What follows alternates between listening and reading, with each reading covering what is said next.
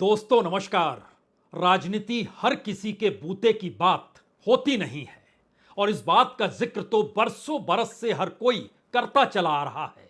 अगर आप एक सामान्य आदमी हैं, ईमानदार व्यक्ति हैं तो राजनीति मत कीजिए। यह बात कोई आज की नहीं है, लेकिन जरा कल्पना कीजिए कि एक सामान्य पॉलिटिकल पार्टी के लिए भी अब राजनीति करना और चुनाव में जाना और चुनाव में जीत जाना असंभव सा है। सिर्फ व्यक्ति तक बात नहीं रही है, अब तो राजनीतिक दलों तक ये बात आ गई है। और इस देश के भीतर में तमाम छोटे छोटे राजनीतिक दल, जब तक उनकी ताकत कुछ राजनीतिक सौदेबाजी करने की है, तब तक तो वो बचे हुए हैं, टिके हुए हैं। लेकिन इसके बाद वो अपने बूते कोई चुनाव जीत सकते हैं, इस कल्पना को वह छोड़ दें।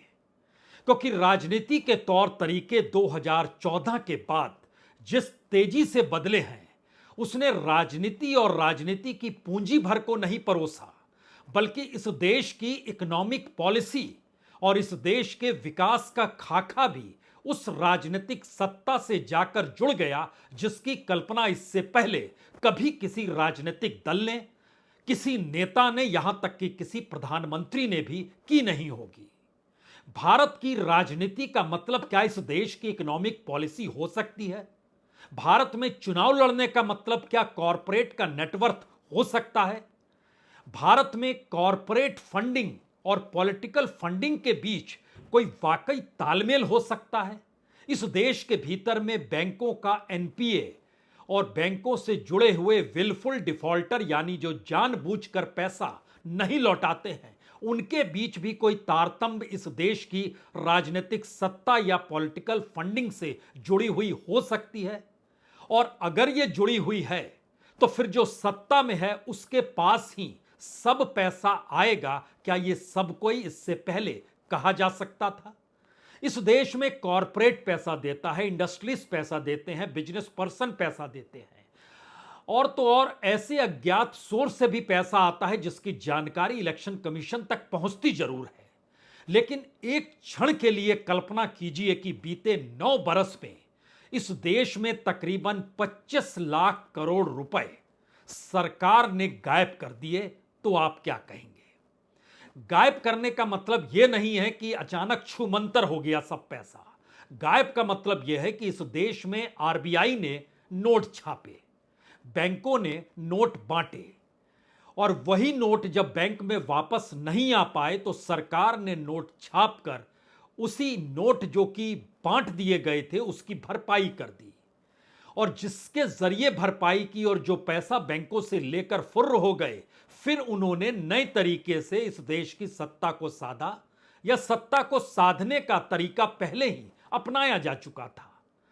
और 9 बरस में अगर 25 लाख करोड़ रुपए इस देश के भीतर में रिटर्न ऑफ कर दिए जाते हैं, बट्टे खाते में डाल दिए जाते हैं, तो ये रुपया क्या आपको किसी बजट में इस तरीके से नजर आता है? बरस दर बरस, चुनाव दर चुनाव, राज्यों के चुनाव, लोकसभा के चुनाव, अगर सारे खाके को एक एक करके परखना शुरू कीजिएगा तो हो सकता है आपके जहन में यह सवाल बड़ा छोटा हो जाए कि 5 राज्यों के चुनाव में किस पॉलिटिकल पार्टी ने कौन सी सूची जारी कर दी, कितने उम्मीदवारों का चयन अभी और करना है, और क्यों आखिर राजस्थान के भीतर वसुंधरा राजे सिंधिया को हाशिए पर ढकेला गया, उन्हें मुख्यमंत्री पद की दौड़ से बाहर किया गया। शिवराज सिंह चौहान के साथ ही ऐसा हुआ। और दिल्ली में बैठे ऐसे ऐसे कैबिनेट मिनिस्टर जिनकी ताकत का एहसास 2014 से पहले हर कोई लगाता था, लेकिन इस दौर में उनकी कोई ताकत नहीं बची है और वह भी कुछ खुद नहीं बोल पाते हैं। यह कैसे संभव है?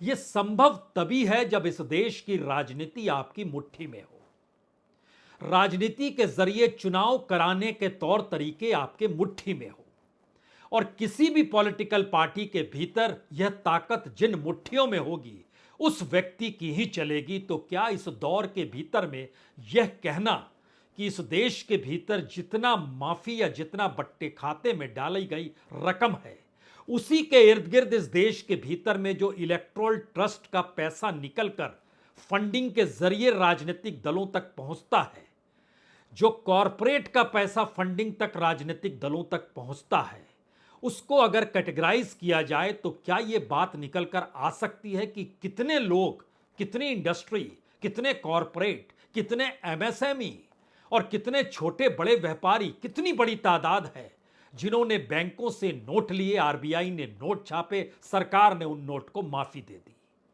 अगर इस दौर में भारत की राजनीति सिर्फ और सिर्फ पूंजी के आश्रय चलती है, जो चलती थी, चलती है, लेकिन अगर उसका सोर्स एक ही जगह जा रहा है, तो क्या कोई राजनीतिक दल, जो छत्रपों की तादाद इस देश के भीतर पटी पड़ी है, ये कितने दिन चुनाव लड़ पाएंगे?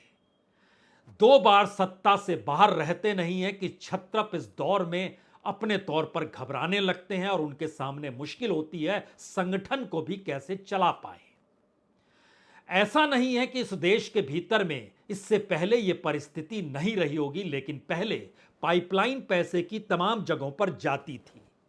पहले चुनाव लड़ने के तौर तरीकों में कहीं कोई विचारधारा मायने रखती थी। ध्यान दीजिए, सब कुछ खत्म हो गया, गौण हो गया। महत्वपूर्ण इस दौर में 2 ही चीज हुई। एक, इस देश के भीतर में पहली बार कौन कितना पैसा रेवड़ी के तौर पर जनता को बांट सकता है, ऐलानिया घोषित करता है, वह एक बड़ा हिस्सा चुनावी जीत का हो गया। दूसरा हिस्सा, सरकार किसी की बने लेकिन वो सरकार आखिर में हमारी होगी, यह ताकत विधायकों से लेकर सांसदों की खरीद फरोख्त का खुला खेल इस देश ने बार बार देखा। और किस तरीके से विधायक और सांसद जाकर छुप जाते हैं, सब कुछ सब किसी ने देखा। हमें लगता है कि आज इन परिस्थितियों को जरा बारीकी से समझिए, क्योंकि जब हम इस बात का जिक्र कर रहे हैं 25 लाख करोड़, तो जाहिर है इस देश के भीतर में जो भी पब्लिक सेक्टर के बैंक हैं या जो शेड्यूल कॉमर्शियल बैंक हैं, उनका एक खाका मौजूद है जो बताता है कि 24,95,080 करोड़ रुपए इस दौर में बट्टे खाते में डाल दिए गए। और यह एक आरटीआई के जरिए निकल कर आया, जो कि सूरत के एक सामाजिक कार्यकर्ता हैं संजय इजावा। उन्होंने उस आरटीआई के जरिए निकाली इस रकम को और बरस दर बरस जानकारी भेजी, और तमाम जगहों पर यह जानकारी जब आई तो लोग भी हैरत अंगेज थे कि पार्लियामेंट में तो आप बताते थे लगभग 11 लाख करोड़, लेकिन यहां तो खेल लगभग 25 लाख करोड़ का है। तो क्या वो सिर्फ सरकारी बैंकों का आंकड़ा होता था? जी, वो सिर्फ सरकारी बैंकों का आंकड़ा था। शेड्यूल कॉमर्शियल बैंक को देखिएगा अगर, तो उसमें समझते चले जाइए कि इलेक्शन से ठीक पहले, लोकसभा चुनाव के इलेक्शन से पहले, जो पब्लिक सेक्टर का बैंक था उसको अगर रिटर्न ऑफ सरकार ने 1,83,202 करोड़, जो 2018-19 का साल है, उस बरस किया, तो दूसरी तरफ शेड्यूल कॉमर्शियल बैंक में उस दौर में 2,36,265 करोड़ रुपए माफी दे दी। और यह सिलसिला लगातार चलते चला गया, बरस दर बरस। उसके बाद उत्तर प्रदेश का इलेक्शन था, उसमें भी जो शेड्यूल कॉमर्शियल बैंक है वो 2 लाख करोड़ से ज्यादा के ही चल रहे थे। यह परिस्थिति बताती है कि एक तरफ यह खाका आरबीआई के जरिए आरटीआई निकल के आता है कि यह 25 लाख करोड़ का है। दूसरी तरफ जरा सोचिए कि इस देश में जिन अकाउंट का पैसा है जो कि विलफुल डिफॉल्टर इस दौर में आए, उनकी संख्या है 16,883। जो एनपीए के दायरे में आए उन अकाउंट्स की तादाद है 36,150। इन दोनों को मिलाइएगा तो यह तकरीबन 52,000 अकाउंट्स पार कर जाता है। टोटल जो जानकारी आती है वो लगभग 60,000 के लगभग है, जिन अकाउंट्स के जरिए इस दौर में जो भी पैसे निकले और नहीं आए वापस लौट के, वो इन अकाउंट के जरिए। अगला सवाल आपका होगा, अच्छा ऐसे कौन लोग थे? ये बार बार आरबीआई ने बताया, सरकार ने पार्लियामेंट के भीतर भी बनाया कि देखिए हाँ ऐसे टॉप मोस्ट 10 ये हैं। उसमें मान लीजिए उन्होंने मेहुल चौकसी का नाम लिया, उसमें नीरव मोदी का नाम ले लिया, विजय माल्या का नाम लिया। बात इससे नहीं चलेगी। सवाल यह है कि जब हम 60,000 अकाउंट का जिक्र कर रहे हैं तो ये 60,000 अकाउंट एक शहर में तो नहीं है, इस देश के अलग अलग शहरों में बिखरे पड़े हैं। सभी के एक धंधे तो नहीं हैं, सबके अलग अलग धंधे होंगे। कोई इंडस्ट्री में है, कोई बिजनेस में है, कोई ट्रेडर है, कोई एमएसएमई से जुड़ा है, कोई बड़ा कॉरपोरेट है, सभी अपने तौर पर जुड़े होंगे। और जो पैसा पॉलिटिकल फंडिंग होती है वो इनके जरिए होती है। और क्या आपने कभी सुना है किसी विधायक को खरीदने के लिए कोई पॉलिटिशियन पैसा लेकर गया और उसने दे दिया, जी नहीं, ऐसा नहीं होता है। होता यह है कि सोर्स व्यक्ति बता दिया जाता है। वो सोर्स व्यक्ति कोई इंडस्ट्रियलिस्ट होता है, कोई कॉरपोरेट से जुड़ा हुआ व्यक्ति होता है, कोई बड़ा व्यापारी होता है। वो अलग अलग माध्यम से पेमेंट की जाती है जो खरीद फरोख्त विधायकों की होती है उसके मद्देनजर।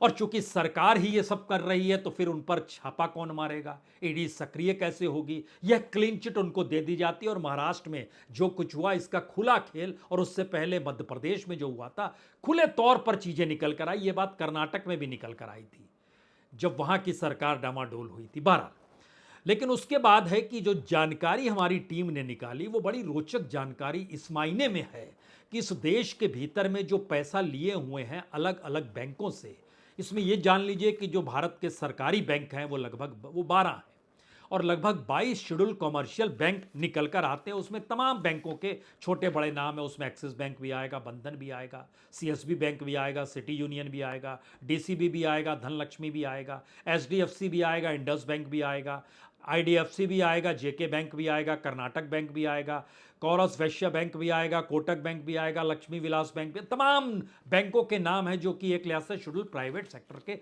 बैंक है। सभी को जो माफ सरकार ने किया है। लेकिन हमारी टीम ने जब चीजें कलेक्ट की तो वो हैरत अंगेज इसलिए थी क्योंकि इस देश के भीतर में जो कॉरपोरेट खुद को बतलाते हैं उनकी संख्या लगभग 1000 से 1200 के बीच है, जो इस दौर में एनपीए के दायरे में शामिल हैं या विलफुल डिफॉल्टर के दौर पे शामिल है। 1000 से 1200 के बीच में वो रेंज है जो अलग अलग तरीके से निकल आ रहा है। क्योंकि 1000 से 1200 का जिक्र हम इसलिए कर रहे हैं, उसमें से कुछ ने कहा या कुछ ने जो जानकारी दी वो इंडस्ट्रियलिस्ट के तौर पर भी दी है। इंडस्ट्रियलिस्टों की तादाद सबसे ज्यादा है। छोटी बड़ी इंडस्ट्री जो इस देश के भीतर चल रही है वो होटल इंडस्ट्री भी हो सकती है, और वह किसी स्टील या आयरन से जुड़ी हुई इंडस्ट्री भी हो सकती है। वो कुछ भी बना सकती है, वो तार बना सकती है, वो प्लग बना सकती है, वो ग्लास बना सकती है, वो प्लेट बना सकती है, कुछ भी बना सकती है। इनकी संख्या लगभग 25,000 है जिन्होंने पैसा रिटर्न नहीं किया एनपीए के दायरे में या विलफुल डिफॉल्टर हैं। ये 25,000 में से कुछ 1000 से 1200 के बीच में हमने ये रखा। महत्वपूर्ण ये है कि जिस एमएसएमई को लेकर सरकार जिक्र करती है, छोटे छोटे जो अपने तौर पर खड़े होते हैं, उसमें भी बड़ी तादाद आ गई है। और वह भी तकरीबन छोटे बड़े मिलाकर अलग अलग साल को जोड़ते चले जाइएगा तो 17,000 अकाउंट जो हैं उनसे जुड़े हुए नजर आने लगते हैं, और बाकी कुछ और हैं जो अलग हैं। अब यहां पर दूसरा सवाल, इस दौर में जो अलग अलग तरीके से इलेक्शन पर जो कहते हैं कि पैनी नजर रहती है, सरकार की रहती है, इलेक्शन कमीशन की रहती है, तो क्या यह पैसा रोटेट करके उन तक पहुंच जाता है जो कि एनपीए के दायरे में है या विलफुल डिफॉल्टर है?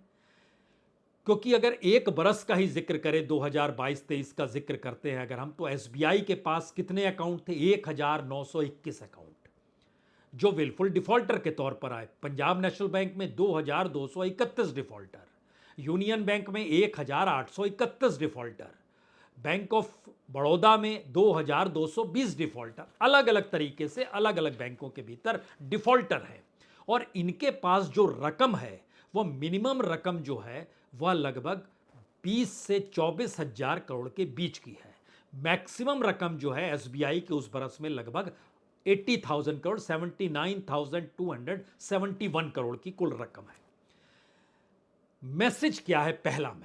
पहला मैसेज सबसे बड़ा है कि इस देश के भीतर में सरकार जो रिटर्न ऑफ करती है, जो पट्टे खाते में पैसा डालती है और बैंक उसको अपनी बुक से निकालता है, लेकिन जो पैसा लिए हुए हैं और नहीं लौटाते हैं, और उस पैसे की एवज में वह सिर्फ 5 सितारा जीवन ही नहीं जी रहे हैं बल्कि उनकी रईसी में कोई कमी नहीं आ रही है, वो फिर दोबारा दूसरे अकाउंट के जरिए, दूसरी इंडस्ट्री के जरिए, दूसरे तरीके से वो बैंकों के जरिए फिर से क्या ले लेते हैं। इसमें एक एक्सपर्ट का कहना है कि देखिए लगभग 20 से 25% अकाउंट जो होते हैं वो रिपीटेटिव होते हैं, यानी एक व्यक्ति ने जहां से उठाए उसके बाद नहीं लौटाए, फिर वो दूसरे नाम दूसरे तरीकों से अकाउंट वो खोल देता है, और उसके बाद बैंक से फिर वो लोन उठाता है और पुरानी हिस्सेदारी, साझेदारी, दोस्ती, यारी, जो कहना है कहिए, और पॉलिटिकल तौर पर निर्णय होते हैं इस देश के भीतर में। इसीलिए बैंकों के बोर्ड में भी नियुक्तियां राजनीतिक तौर पर होती है, यह कोई छुपी हुई बात नहीं है। यहां तक कि आरबीआई के बोर्ड में ही जो नियुक्तियां होती है वो यूं ही नहीं होती है, ये हर कोई जानता है इस देश के भीतर में। इसको बताने की जरूरत होनी नहीं चाहिए कि इस देश के भीतर में जितने भी पब्लिक सेक्टर से जुड़े हुए ऑर्गेनाइजेशन है उसमें नियुक्तियां बोर्ड के भीतर में पॉलिटिकल तौर पर होती है, और बड़ी तादाद में जो बीजेपी से जुड़े पॉलिटिशियन हैं उनको भी अब बोर्ड में डाल दिया जाता है, जिससे वह निगरानी रखें कि बात इधर से उधर ना चली जाए। अब यहां पर अगला सवाल यह था कि इस देश के भीतर में जब इतनी बड़ी रकम जो आई चली गई, जानकारी नहीं, कुछ पता नहीं, और उसके जरिए पॉलिटिकल तौर पे अगर पाइपलाइन में जा रहा है, तो अगला सवाल कोई भी पूछेगा कि राज्यों के चुनाव हो या फिर लोकसभा के चुनाव, अगर सरकार ये, अगर सरकार नहीं, अगर सत्ता ये सोच ले कि इस चुनाव को हमें जीतना है, और राजनीतिक तौर पर जो पॉलिटिकल फंडिंग का पैसा होता है उसका भी एक हिस्सा हमको लगता है यहां पहले आपको जिक्र कर देना चाहिए, ये हमारी टीम ने जानकारी दी। मसलन इलेक्ट्रल बॉन्ड जो है, इलेक्ट्रल बॉन्ड जितना भी कांग्रेस समेत तमाम विपक्षी राजनीतिक दल, जो तमाम नेशनल पार्टी है या दूसरे छत्रप हैं, रीजनल पॉलिटिकल, सभी को जितना मिला उससे 3 गुना ज्यादा बीजेपी को मिला, 3 गुना ज्यादा। जो कॉरपोरेट ट्रस्ट का पैसा है, जो अलग अलग इलेक्टोरल ट्रस्ट के जरिए पैसा आता है, उसमें जितना भी सबको मिला उसका तकरीबन 5 गुना ज्यादा बीजेपी को मिला। जो अननोन सोर्सेस, जिसमें कहा जाता है कि 2,000 रुपए से कम, पहले वो 20,000 था उसको 2,000 किया गया, उसका भी जो सोर्सेस है वह भी 10 गुने ज्यादा से लगभग में बीजेपी के हिस्से में आ जाता है। अगर रकम की पूरी रकम को अगर जोड़िएगा, परसेंट जोड़िएगा तो बीजेपी नीचे आ जाएगी, लेकिन जब पूरी रकम जोड़िएगा तो वो 10 गुना ज्यादा होगी। अब यहां पर पहला सवाल फिर आपके लिए महत्वपूर्ण हो जाएगा, अगर सारा पैसा इस तरीके से सिर्फ बीजेपी के पास जा रहा है और चुनाव लड़ने के लिए पैसा ही मायने रखता है या पैसा भी मायने रखता है, तो इन दोनों चीजों से जो नेशनल पार्टी है वह तो मान लीजिए एक उम्मीद बनाए रखेगी, और जो उम्मीद बनाकर चलती है कि हम चुनाव जीत जाएंगे, ये भरोसा और आश्वासन चुनावी बाजार में लगातार देती चलती है, तो उसको भी कुछ पैसा आ रहा होगा। मसलन कुछ पैसा आम आदमी पार्टी के पास आ रहा है, कुछ पैसा इस दौर में ममता बनर्जी के पास आता है, कुछ पैसा स्टालिन यानी डीएमके के पास आ रहा है, कुछ पैसा गाहे बगाए नीतीश कुमार के पास पहुंच जाता है। सत्ता में वो तो बने रहते हैं, तो जो रीजनल फोर्सेस में जो सत्ता में है इनके पास कुछ परसेंट आता है, लेकिन वह ओवरऑल का 5 से 7% से ज्यादा पैसा होता नहीं है, जो अलग अलग माध्यमों से पैसा आ रहा है। दूसरी बड़ी बात, जिन राज्यों में छत्रपों की मौजूदगी है, उन राज्यों में जो कॉरपोरेट है, जो व्यापारी है, जो इंडस्ट्रियलिस्ट है, जो एमएसएमई है, इसमें हमने एक जिक्र नहीं किया था ट्रेडर्स और बिजनेस पर्संस का, उनसे जुड़े हुए अकाउंट भी तकरीबन 10,000 के लगभग है। इसमें हम मान लेते हैं कि लगभग 20% रिपीटेटिव होता है, लेकिन बावजूद इसके यह पूरा एक खाका निकलकर सामने आता है कि पैसा अगर एक ही जगह पॉलिटिकल तौर पर जा रहा है, तो किसी भी पार्टी के लिए अपने ऑर्गेनाइजेशन को जिंदा रखना कोई सामान्य सी बात नहीं होती है। वो सिर्फ पम्फलेट छापने का जिक्र नहीं है, सिर्फ डंडा और झंडा उठाने का जिक्र नहीं है, कार्यकर्ताओं को जो फुल फ्लेजेड जुड़े हुए हैं उनको कुछ पैसा देने भर का जिक्र नहीं है। यह एक पूरी प्रक्रिया है जो कि सालों साल चलती है, और अगर आप सालों साल सत्ता से बाहर रहते हैं तो फिर आप उस दिशा में समझौता करने के लिए बढ़ ही जाते हैं जहां पर आपको यह महसूस होता है कि कुछ पैसा तो आ जाएगा। तो इसके भी 2 तरीके इस दौर में उभर कर आते हैं। वो पॉलिटिकल पार्टी जिनके पास ब्लैक मनी है, वो सत्ता के साथ नहीं जाएगी तो कल ईडी उनके दरवाजे पर है, तो पॉलिटिकल तौर पे एक सौदेबाजी हो गई।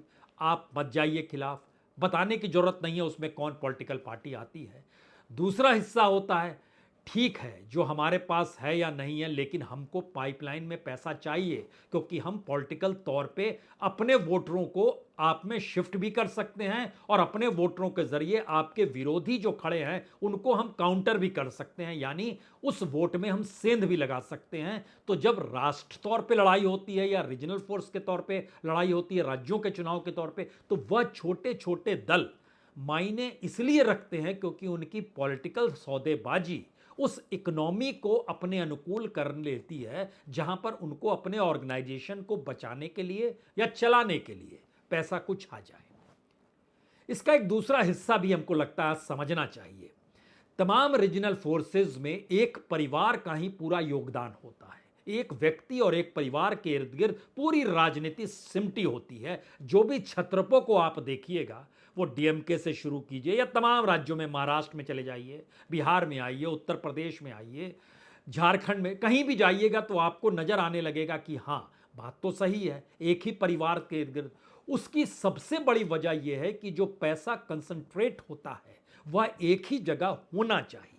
और ये सारी बात गोल घूम के आपको जब वापस बीजेपी में आती है, तब आप एक सवाल कर सकते हैं, अच्छा इसीलिए बीजेपी में कोई नेता फन नहीं खाड़ पाता है, अपने आप को खड़ा नहीं कर पाता है, क्योंकि वह ऑर्गेनाइजेशन को नहीं खड़ा कर सकता है, पार्टी दफ्तर को नहीं चला सकता, उसके पास पैसा कहाँ है और वो कैसे चला पाएगा। और जैसे ही चलाने बढ़ेगा तो वैसे ही वो पैसा कहाँ से आया है इसकी जांच शुरू हो जाएगी। कोई ना कोई फाइल तो पड़ी होगी सबकी, और ये फैक्ट है कि हर नेता की फाइल तो बनी हुई है, पड़ी हुई है, तो वो खड़ा कैसे हो। तो जिसको कहा जाएगा आपको अब इस भूमिका में रहना है, वो उसी भूमिका में चला जाएगा। यह एक परिस्थिति बीजेपी के भीतर ही नहीं बनी, ये तमाम पॉलिटिकल पार्टीज के भीतर है। लेकिन ये तमाम पॉलिटिकल पार्टी 2014 से पहले मायने रखती थी। आज की स्थिति में कोई भी एक राजनीतिक दल को अगर खड़ा करना चाहेगा या खड़े हुए राजनीतिक दल को चुनाव मैदान में ले जाना चाहेगा तो लड़ेगा कैसे। और यह जो पॉलिटिकल फंडिंग का जो पूरा आंकड़ा है, ये डराने वाला इसलिए है क्योंकि हमने तो ये कहा कि भाई 9 साल में 25 लाख करोड़, लेकिन जिक्र यह है कि अगर कॉरपोरेट का फंडिंग देखें इस दौर के भीतर में, तो ये तकरीबन आपको 1 लाख करोड़ के ऊपर चला जाता है, जो अलग अलग माध्यमों से बीते 9 बरस में निकल कर आया। वो इलेक्ट्रॉल ट्रस्ट के जरिए पैसा आया, कुछ डोनेशन के जरिए आया, कुछ दूसरे माध्यमों के जरिए आया। और जो इलेक्ट्रॉल बॉन्ड है वो लगभग 13,000 करोड़ का है, कुल उसकी रकम जो है 13,791 करोड़ है। अगर इस स्थिति के भीतर में तमाम रकम को आप जोड़ते चले जाइएगा और इसको मानकर चलिए कि 80% पैसा अगर मौजूदा केंद्र की सत्ता में बैठी हुई पॉलिटिकल पार्टी के हिस्से में जा रहा है, जिसका खाका वो अपने तौर पर इलेक्शन कमीशन को बताते हैं, जो बड़ा ही कम होता है, क्योंकि अनअकाउंटेड मनी ही तो विधायकों को खरीदेगी, अनअकाउंटेड मनी ही तो सरकार को इधर से उधर करेगी, अनअकाउंटेड मनी ही तो उस सफर को कराएगी जो एक जहाज में बैठकर सारे विधायक कहीं उड़ जाते हैं, किसी होटल में ठहरते हैं। ये क्या मसला है और उनकी भरपाई कैसे होती है। तो रिटर्न ऑफ का मतलब एक चीज और आखिर में समझ लीजिए, बैंकों का रिटर्न ऑफ तो वहां की बुक को ठीक करने के लिए होता है, लेकिन जो एयरलाइंस है, जो होटल है, जहां से पैसे का पेमेंट होना है, जिस कॉरपोरेट को आदेश दिया गया, जिस इंडस्ट्रियलिस्ट को कहा गया, वो सारी परिस्थितियों में वह चुटका चलता है और उसको इंफॉर्मेशन होती है कि इस पैसे को इतना यहां दे देना है, उसकी भरपाई दूसरे माध्यमों से रिटर्न ऑफ की जाती है। तो इस देश की इकोनॉमी का पूरा खांचा अगर इस देश के पॉलिटिकल इलेक्शन की चुनावी फंडिंग और सत्ता को बनाने और दूसरे की सत्ता को बिगाड़ने से जाकर जुड़ चुकी है, तो आप रकम कितनी भी गिनते चले जाइए, कोई मायने नहीं रखेगा। सवाल तो यह है कि हम एक डेमोक्रेटिक सेटअप में हैं, लोकतंत्र में हैं, जहां चुनाव उस लोकतंत्र की सबसे बड़ी पहचान है। और उसी लोकतंत्र के तौर तरीके बदल गए। और कल तक की यह बात थी कि एक सामान्य व्यक्ति के लिए या ईमानदार व्यक्ति के लिए राजनीति नहीं है। अब सवाल नया है, एक सामान्य पॉलिटिकल पार्टी, एक छोटी पॉलिटिकल पार्टी जिसके पास फंडिंग की व्यवस्था नहीं हो, उसके लिए भी यह राजनीति और यह चुनाव नहीं है। समझ गए तो ठीक है। बहुत बहुत शुक्रिया, बहुत बहुत शुक्रिया।